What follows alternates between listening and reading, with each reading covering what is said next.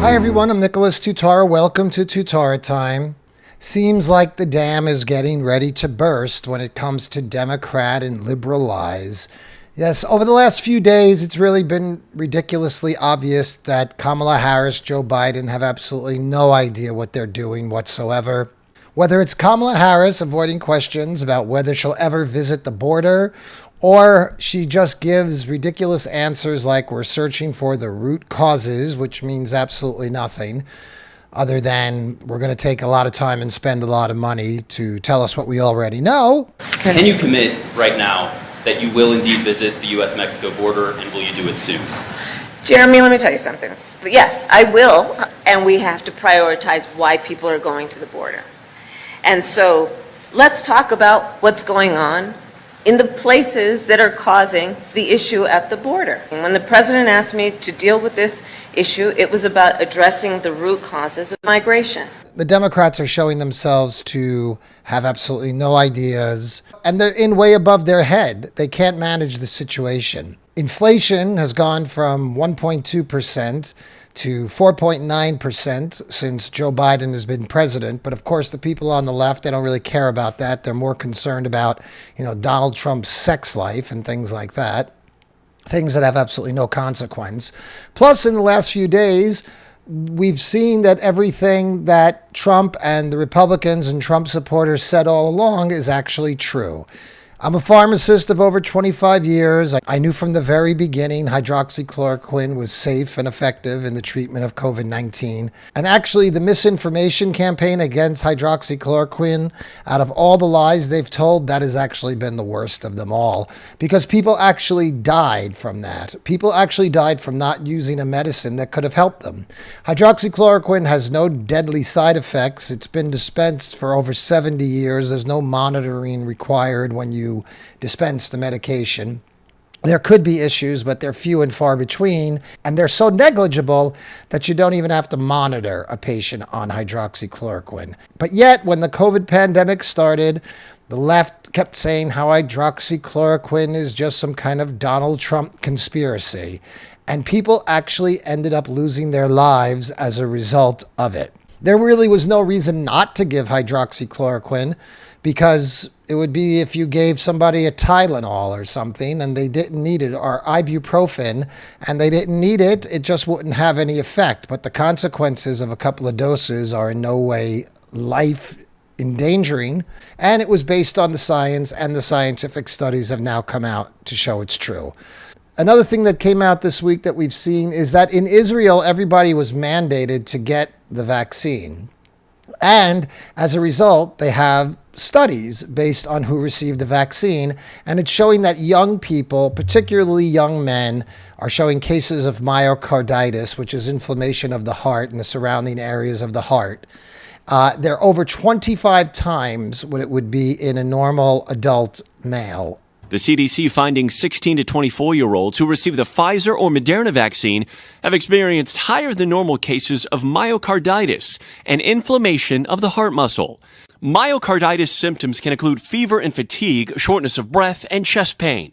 The CDC said the higher rate of cases occurred especially among young men following their second dose of an mRNA vaccine. The myocarditis rate of young men receiving the vaccine is 25 times that of those not receiving the vaccine. So it's a potentially fatal condition, and young people who really don't need the COVID vaccine in the first place are being vaccinated, and this side effect is occurring. But nobody cares. Just another Democrat lie. Just another thing to get you banned off YouTube. I've already had 1 week ban. I'm sure this video will get me my second week ban. That's why I really am putting my messages out on Rumble, because I don't really see any point to building on YouTube when they're simply a fascist censorship organization, and they'll shut you down in half a second for telling the truth. What other lies have we seen this week come to fruition? The other thing the left is working really hard at, and Merrick Garland was out there yesterday saying how they're going to prosecute people who are doing the election audit. New tonight, the U.S. Justice Department will take a closer look at whether any federal laws were broken by Arizona's partisan election audit. That warning coming from Attorney General Merrick Garland today. In a sweeping statement on protecting voting rights, U.S. Attorney General Merrick Garland said he'd be taking a closer look at Arizona Senate Republicans' election audit. The AG said challenges to election results, like the one here in Maricopa County, have relied on assertions of material vote fraud in the 2020 election that have been refuted by law enforcement and intelligence agencies of both this administration and the previous one. Now that's really interesting. There's no cheating according to the left, but to even look at the ballots, the feds want to step in. Joe Biden's DOJ wants to step in and prosecute people to prevent them from auditing. Gee, I wonder why. You think so? I don't know. Sounds a little sketchy to me. Stop the investigation. That's only going to prove the Democrats right. What are the Democrats afraid of? If the election was on the up and up, then they should be happy there's an audit because it could just prove their case. But they're not very happy about that. So what does that really tell you is going on? You're going to have to connect the dots on this one. Kamala Harris is so far in over her head, and so is Joe Biden. He was being led around at the G7 like a little puppy dog. How are your meetings going in Cornwall, Mr. President? How are your meetings going here in Cornwall? Very well. Come on.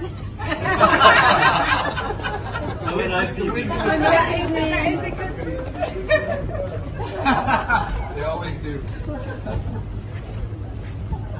And he has nothing to say. He's just busy doling out our taxpayer monies to prop up other countries. $350 million for corrupt politicians in Central America to get to the root causes of illegal immigration. And Joe was so magnanimous that he donated 500 million doses of the COVID vaccines to countries around the world, poorer countries around the world. In my direction, the United States will purchase an additional 500 million doses from Pfizer vaccine, that will donate nearly 100 low and lower middle income countries. They will be the beneficiaries. And I can guarantee you it's more than $1 a dose. So at a bare minimum, we're talking $500 million. So how many doses of vaccines that were paid for with our taxpayer money did Joe just feel empowered to give away? Really despicable. Spending other people's money like it's water. Really, really grotesque what's going on in this country. But I think the tide is starting to turn. And then the other thing, of course, is this critical race theory. And finally, parents of all races are stepping up and fighting back because we're not going to put up with this. CRT is not an honest dialogue. It is a tactic that was used by Hitler and the Ku Klux Klan on slavery very many years ago to dumb down my ancestors so we could not think for ourselves. CRT is racist. It is abusive. It discriminates against one's color. Let me educate you. An honest dialogue does not oppress. An honest dialogue does not implement hatred or injustice. This is just ridiculous, old-fashioned racism. This group is an oppressor. This group is oppressed. This group is victimized, blah, blah, blah, blah, blah. It's all a bunch of nonsense. It's all boring. Nobody with a brain really cares about it. And on top of that, the Democrats are starting to devour themselves. They went after Ilhan Omar finally for all of her Jew hatred that she puts out there and all of her anti-Semitic remarks. But hysterically, Hamas also condemned Ilhan Omar for comparing Hamas to the United States and to Israel. Hamas was offended that they were compared to quote-unquote terrorist groups like Israel and the United States. So Ilhan seems you can't please everybody. She backed herself into a corner. Not only are the people who don't agree with her think she's a blithering idiot, but now the people who she says she represents also don't agree with her. This is what happens with hateful leadership. It can stand for a while, but after a while, they start to devour each other because they're all on witch hunts. They're all looking to say, I'm the most pure. I'm the most ideologically pure. So they just go after each other after a while, and it's starting to happen. We can see it happening all around us. The whole thing is going to collapse. The other false story that was pushed last year in the media was that Trump pushed people away from the front of the White House so he can pose for a photo op in front of St. John's Church, which had just been lit on fire by Antifa and BLM. They said it was a photo op, and Trump was using the police for a photo op. But the Inspector General report came out this week and said it was no photo op at all. Welcome back. We've got some breaking news. The Interior Department's Inspector General has just released its report on that violent clearing of protesters outside the White House in Lafayette Square Park on June 1st of last year. That infamous photo op of the former president holding a Bible. But what did we learn? Chuck, this is a really surprising finding by the Inspector General of the Interior Department. They took a look at this, an independent investigation, and they found that the decision to clear the park made by the park police had nothing to do whatsoever. They found no evidence that it had anything to do with the president's decision to have a photo op and walk through there and have a photo op at the nearby historic church. They had decided, the park police, to clear that park of protesters hours before, according to this report, so a contractor could install some anti-scale fencing. And that decision was made irrespective of what Trump decided to do. Trump didn't even know about them being pushed back till after the order had already been given. They were pushing people back from in front of the White House because they had to install a barrier because people were throwing bottles, trying to climb over the fence to the White House. So in order to put up a new fencing to ensure the perimeter of the White House, they pushed people back, they cleared out the square, and after that, Trump went out to the church and took a picture. So the left, of course, is lying, as always. What else is new? And CNN, the China News Network, still can't believe it. They still refuse to believe it's the truth. All right, Whitney, look. Sorry, I know a lot about it. No. I like that you're giving us the information. I'm just saying there are too many coincidences, and the Attorney General was in the meeting and didn't tell them. I know. Okay, come on. And then we look. This is a Attorney General. I just want to show this walking around 6 p.m. looking around.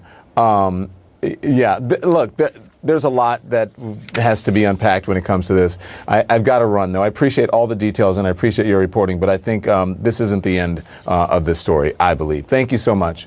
Well, I certainly think it raises more questions than it answers. I mean, the IG report is saying that the park police cleared the park with the purpose of setting up this fence, because obviously the protesters needed to be moved back from this area where they were defacing statues and potentially pulling down the Andrew Jackson. And I have to say, when I read through this report, it sounded as if this Inspector General was auditioning to become the Inspector General at Mar-a-Lago, because, this is almost a whitewash of what occurred on June 1st. It is absurd. The media is giving the left such a free pass, with the exception of that Univision reporter who went after Kamala Harris the other day. I've said I'm going to go to the border. And When are you going to the border, Vice President? The administration has asked.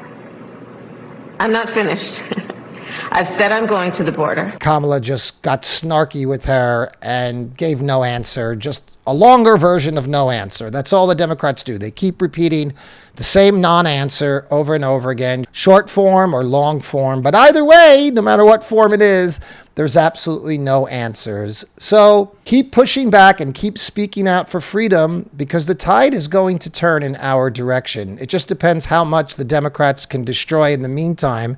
And as long as Joe Manchin and Kyrsten Sinema keep standing against the filibuster, the Democrats aren't going to get very far. I think they're really burying themselves once and for all with the critical race theory, because I don't think anybody likes it. And also this critical race theory, what does it say to children of mixed race? Dad's black, mom's white, or vice versa. So what? Mom's the oppressor and dad is the oppressed?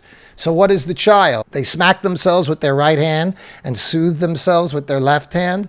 The whole philosophy is bankrupt. It's disgusting. Nobody's into it. It's really a philosophy for losers. But we're fighting back, and free speech is going to carry the day. It might take some time, but we're going to carry the day. And going along with that, I've started my Roku station, Live Free TV. You could go there. It's a cancel culture free platform for political speech and entertainment. And if you have any content you'd like to have aired on Live Free TV, you could contact us through the website. The website is livefreetv.com. There's no E in the word live on the website. And on Roku, you could download Live Free TV. And on Roku, there is an E in the name. So Live Free TV, because that's what America is all about, living free. If America loses its freedom, it's gone worldwide. We're going to be a world run by the communist Chinese, and that's not going to be fun for anybody. People this week were speaking out. People who lived through Mao's communist China have been speaking out that the critical race theory they're putting in place now is the same kind of thing that Mao put in place during the Cultural Revolution, only he replaced race with class. They tore down every statue of every history of China before the Communist Revolution. They renamed everything in names of the Communist Revolution, kind of like Black Lives Matter Plaza, all this nonsense that they're doing. Of all the minority groups in this country, when you go to a Trump rally or a freedom-loving rally, the most representation of a minority you'll see is the Asian community, because a lot of people from Asia lived through communism and they escaped to the United States, and they know it when they see it. I just want to let the American people know that what's going on in our school and in our country is really a replay of the Cultural Revolution in China. And I want people to see there's similarities, and the similarities are terrifying. They use the same ideology and same methodology, even the same vocabulary, and with the same goal. The ideology is cultural Marxism, and we were divided into groups as oppressor and oppressed. And here we use race, and there they use class. And the people here who have a different review were labeled racist. But in the Cultural Revolution, the label is counter-revolutionary. So it is a hat that fits all. And once the hat is on your head, your life is ruined. And the methodology is also very similar. It's cancel culture. We basically cancel the whole Chinese civilization pre-communism. And we changed our school names, street names, store names. We changed even our personal names. And the vocabulary is even the same, wokeness. And to be specific, we used class wokeness. In Chinese, it is 阶级觉悟. Your level of wokeness determine your chance to get promotion or to get benefit. And who decide your level of wokeness? It is the party leaders. Same thing really with people in Central America. They know what socialism and corruption looks like when they see it. The Democrats are in for a big surprise if they think these people are going to stand with their socialist ideologies, because they're not. Eventually, Joe and Kamala's stupidity and incompetence will overwhelm everything, and the truth will be impossible to deny. So sit tight and we'll get through this together. I'm Nicholas Tutora. I'll talk to you again soon on Tutora Time.